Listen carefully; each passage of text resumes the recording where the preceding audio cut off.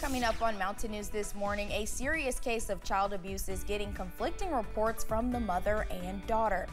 And as we approach the second anniversary of the 2022 flood, officials are reminding you to seek help if you're traumatized by the past.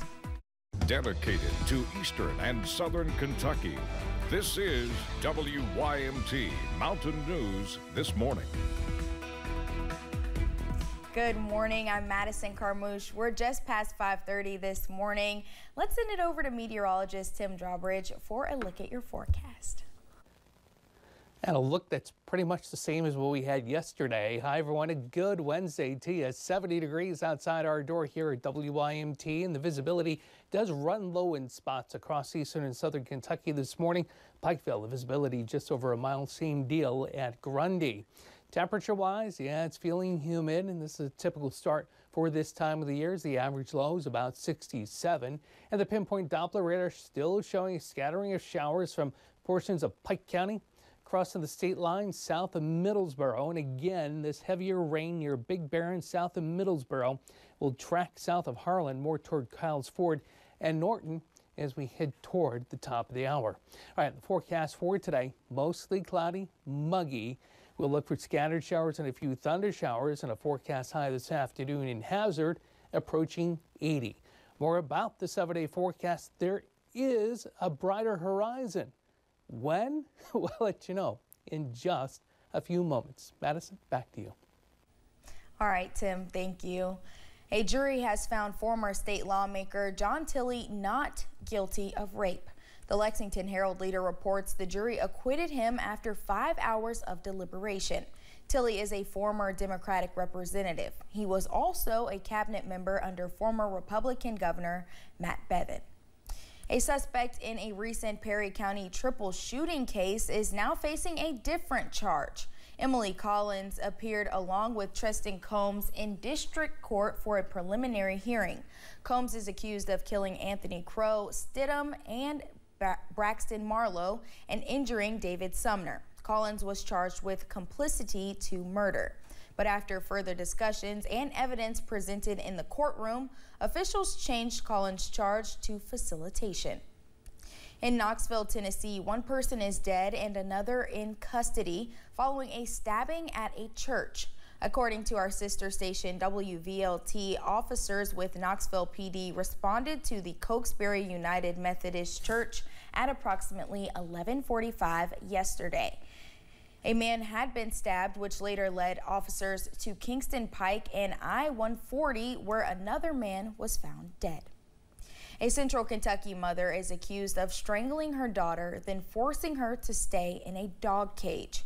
But from jail, the mother tells us the story is much different.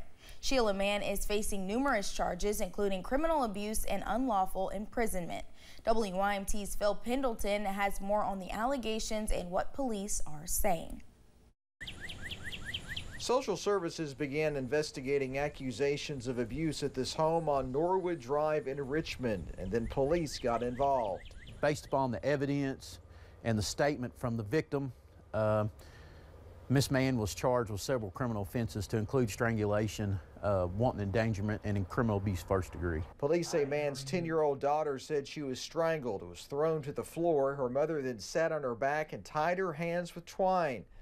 Mann is also charged with unlawful imprisonment. Had disclosed to investigators that Miss Mann had locked her inside a dog kennel type cage for 2 to 3 days at a time. From jail, Sheila Mann tells us that all of this stemmed from events in Georgetown, where she claims that she was the victim of crime. And she says that she's always raised her daughter on her own, and she feels that that is why she has become somewhat of a target. Some of it is actually from my family. She claims her family is also behind it. Police say there's mental health issues at play here. Mann says she did spend some time at Eastern State, but was cleared. She denies that she abused her daughter. Sheila has always been one of the sweetest children, and I have never done anything like that. I have always actually had a job in caretaking. Mann remains in jail, but she says she is optimistic she'll be cleared and be able to return home to spend time with her daughter and their dog. In Madison County, Phil Pendleton, WYMT Mountain News. Police say man's 10-year-old daughter is being cared for by social services.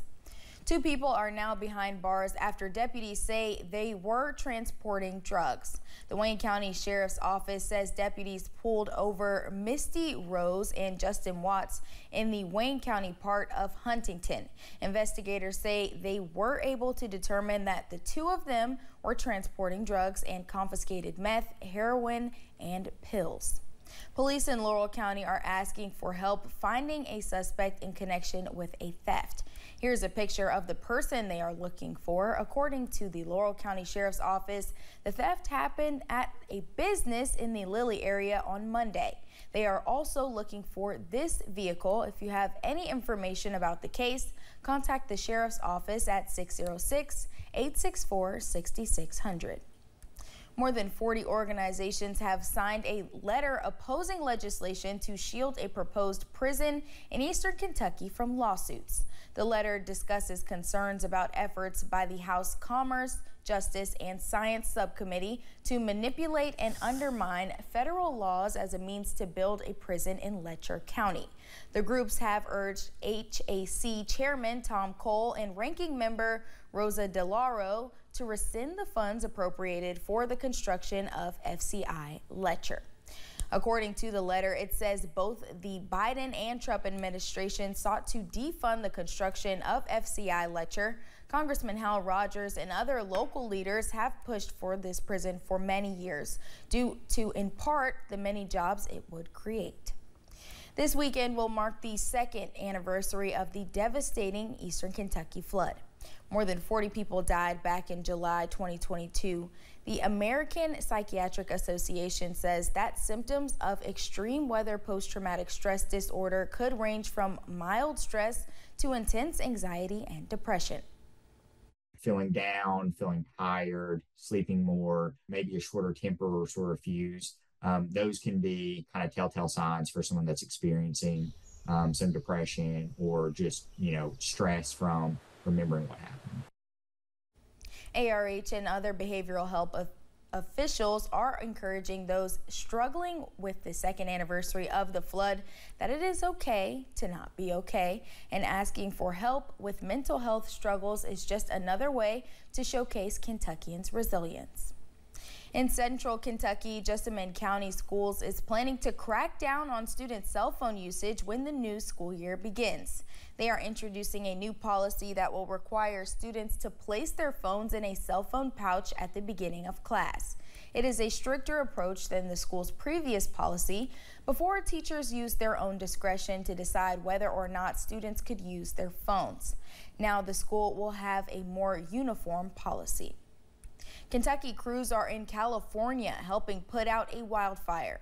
The Kentucky Division of Forestry posted these pictures. Crews are bulldozing and getting the Pencil Fire in Northern California under control. An estimated 500 acres have been burned. Several wildfires are burning in a number of western states. Additional crews are working to put out those fires.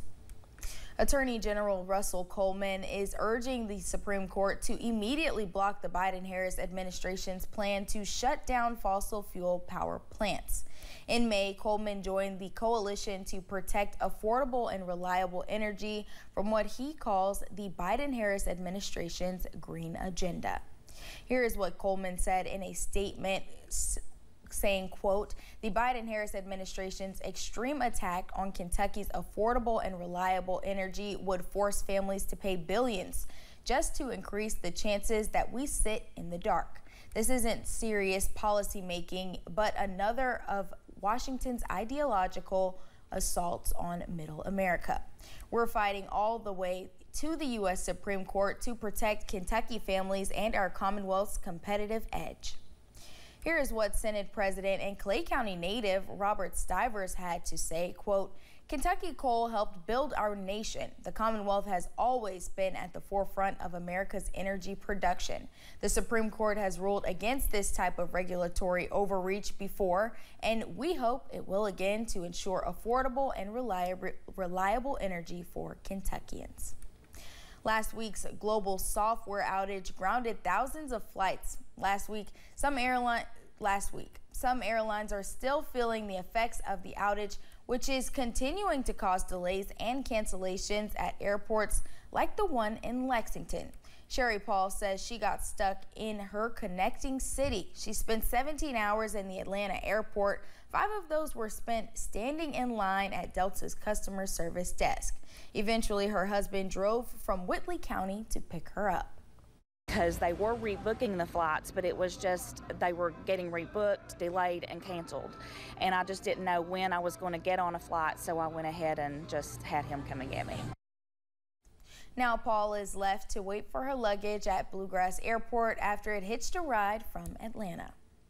When we return, an American icon was graced with taking the Olympic torch down its final stretch before the games. And don't worry, there's no bedizzle here in the forecast. In the meantime, we got some nice dry air not too far away. The question is, can we incorporate it and get it into the Commonwealth to kind of get rid of the rain? We'll let you know. The First Alert 7-day forecast, minus the snizzle bedizzle with the drizzle. It's all coming up after this.